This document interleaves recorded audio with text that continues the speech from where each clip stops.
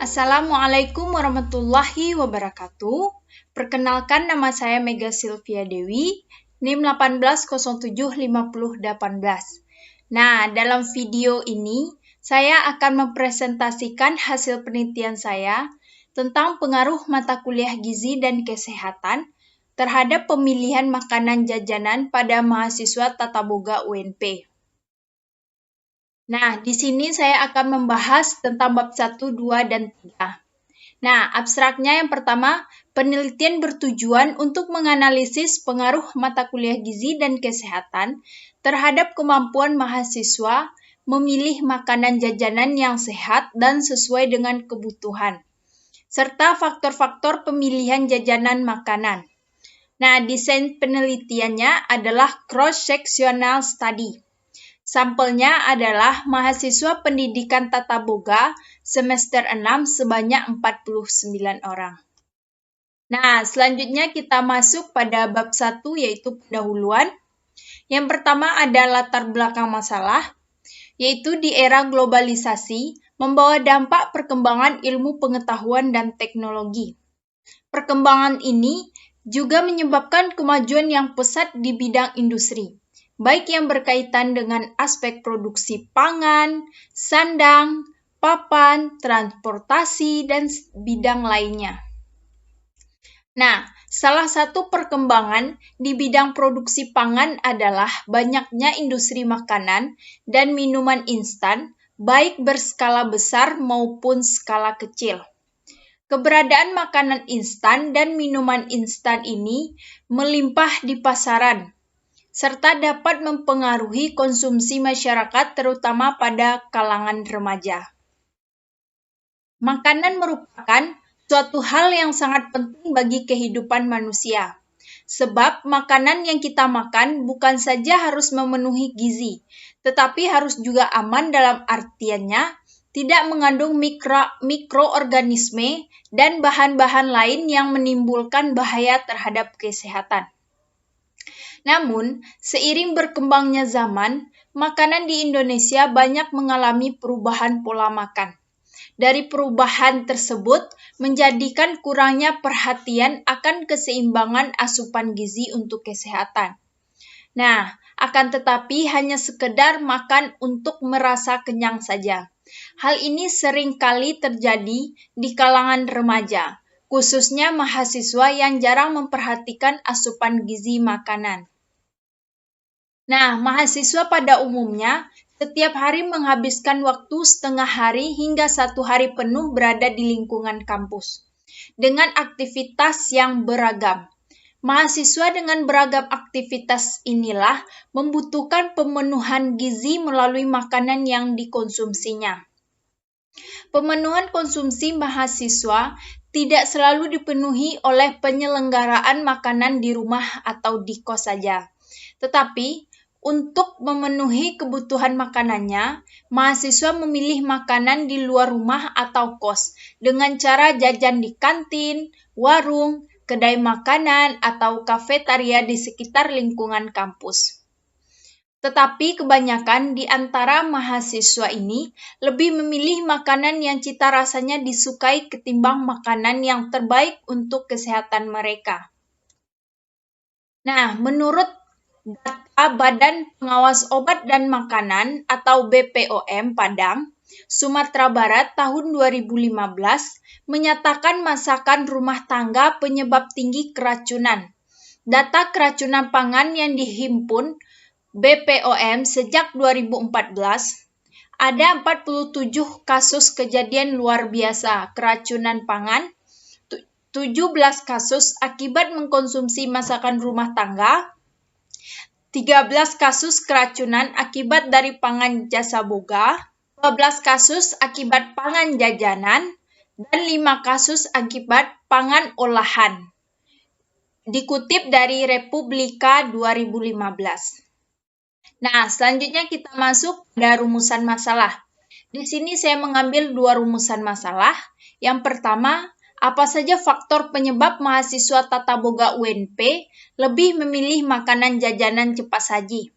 Yang kedua, Apakah mata kuliah gizi dan kesehatan yang didapatkan oleh mahasiswa Boga UNP sudah diaplikasikan dalam kehidupan nyata setelah mempelajari mata kuliah gizi dan kesehatan?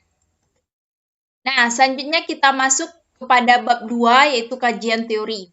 Yang pertama berdasarkan konsep teoritis. Yang pertama ada makanan cepat saji.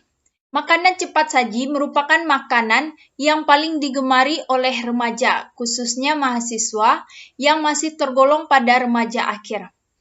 Nah, hal ini karena makanan cepat saji mudah ditemukan dan bisa dikonsumsi dalam kondisi apapun. Nah, dalam mengkonsumsi makanan cepat saji ini sebenarnya tidak membahayakan kesehatan jika seseorang dapat membatasi makanan cepat saji serta memperhatikan keamanan pangan dari makanan yang dikonsumsinya. Nah, namun sayangnya, di tengah berkembangnya industri makanan cepat saji, terdapat kecurangan produsen dalam menghasilkan makanan cepat saji, sehingga hal tersebut yang dapat membahayakan konsumen makanan cepat saji. Oleh karena itu, kita perlu memiliki kemampuan untuk melakukan pemilihan makanan cepat saji yang sesuai selera namun sesuai juga dengan syarat kesehatan. Nah, selanjutnya kita masuk pada pemilihan makanan.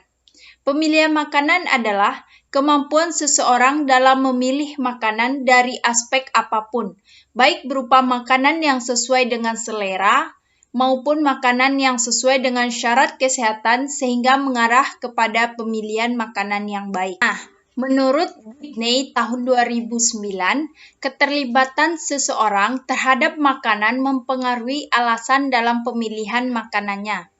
Serta keterlibatan dalam sebuah produk berarti seseorang menganggap produk tersebut sangat penting dan bersedia menghabiskan cukup banyak waktu untuk mendapatkan pengetahuan tentang produk tersebut.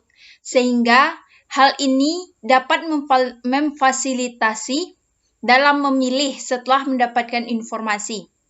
Keterlibatan yang tinggi maupun rendah dalam memahami makanan yang dikonsumsinya mengarahkan seseorang untuk memiliki kemampuan untuk melakukan pemilihan yang baik maupun kurang baik. Keterlibatan yang tinggi contohnya seperti selalu memperhatikan kandungan gizi, komposisi, tanggal kadaluarsa, perhatian yang tinggi terhadap penggunaan bahan tambahan pangan, serta perhatian terhadap penggunaan kemasan yang digunakan. Nah, yang ketiga jajanan. Menurut WHO 1996, jajanan sebagai makanan dan minuman yang dipersiapkan atau dijual oleh pedagang kaki lima di jalanan dan tempat-tempat keramaian umum yang lainnya, serta langsung dimakan atau dikonsumsi tanpa pengolahan atau persiapan yang lebih lanjut.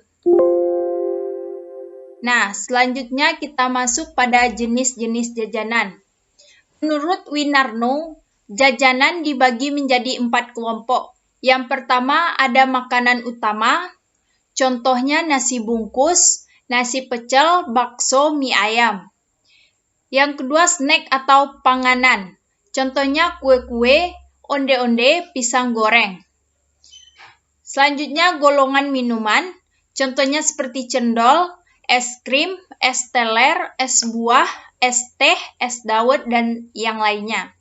Selanjutnya buah-buahan segar, seperti buah potong, sup buah, dan buah utuh.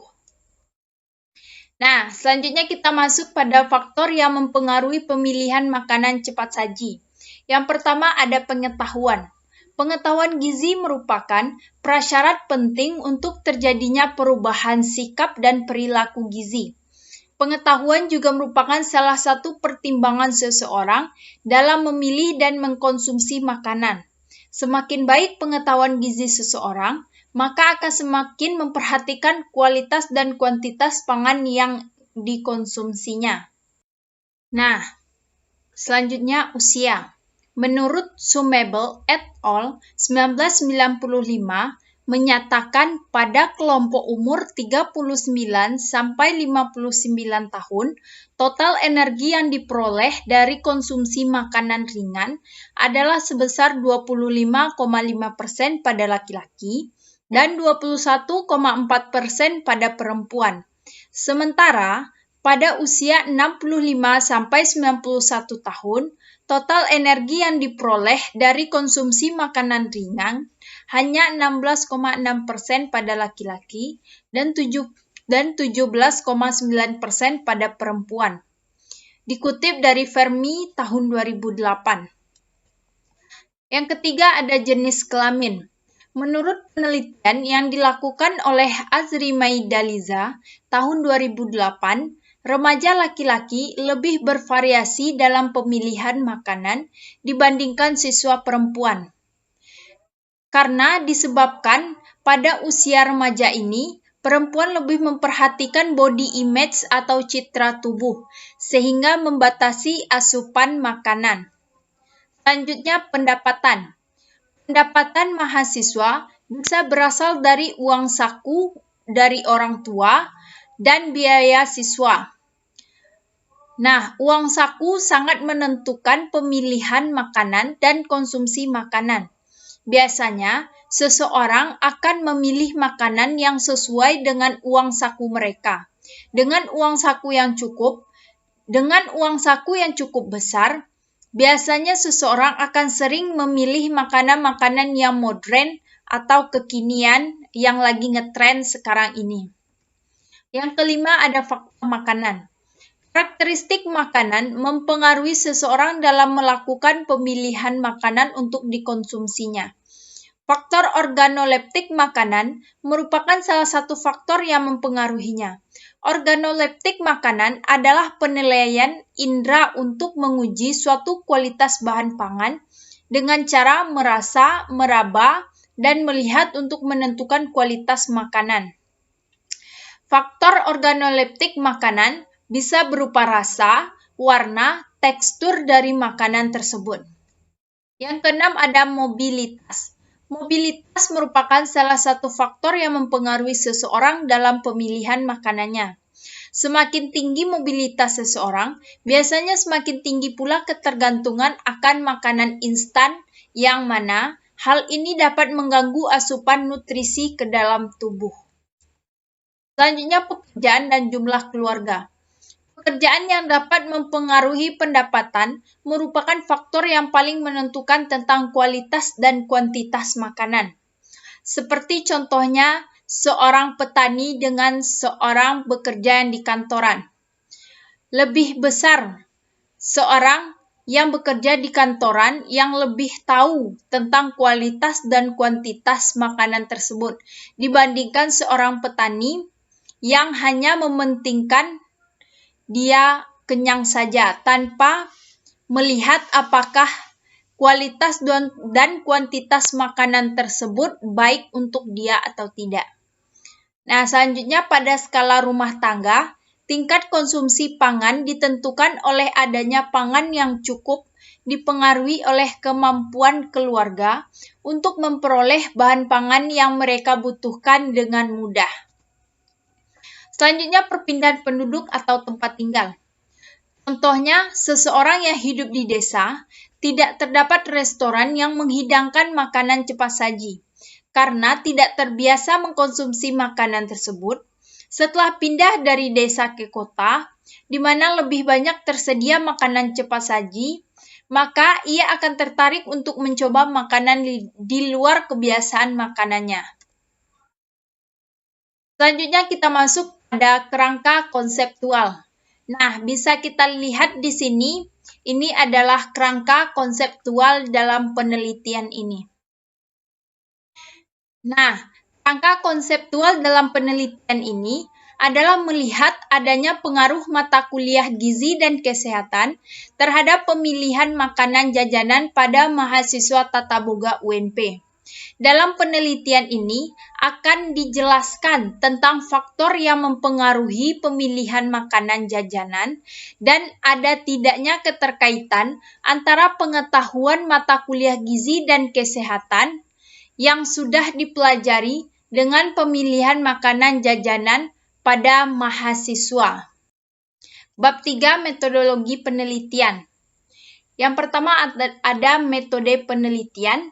Jenis penelitian yang digunakan adalah cross-sectional study, yaitu studi yang dirancang untuk mengumpulkan peubah-peubah bebas atau faktor risiko dan tidak bebas atau outcome secara bersamaan dan hanya sekali selama penelitian berlangsung. Nah, dengan tujuan untuk mengetahui apakah ada pengaruhnya mata kuliah gizi dan kesehatan terhadap pemilihan makanan jajanan dan faktor apa saja yang mempengaruhi mahasiswa dalam pemilihan makanan. Nah, selanjutnya ada definisi operasional variabel.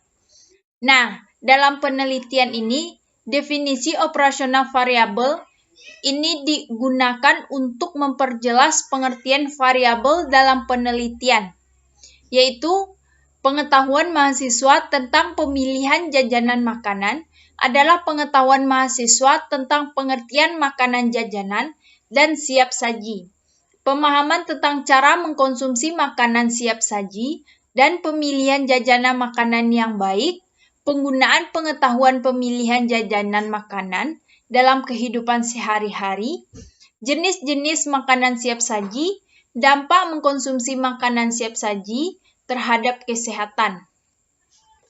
Nah, selanjutnya kita masuk pada populasi dan sampel. Populasi adalah jumlah dari keseluruhan objek atau satuan-satuan atau individu-individu yang karakteristiknya hendak diduga sebagai populasi dalam penelitian ini yang menjadi lingkup penelitian. Nah, menurut Nana Soidih, Sukmadita, Jarwanto, dan Pangestu, tahun 2003 halaman 108.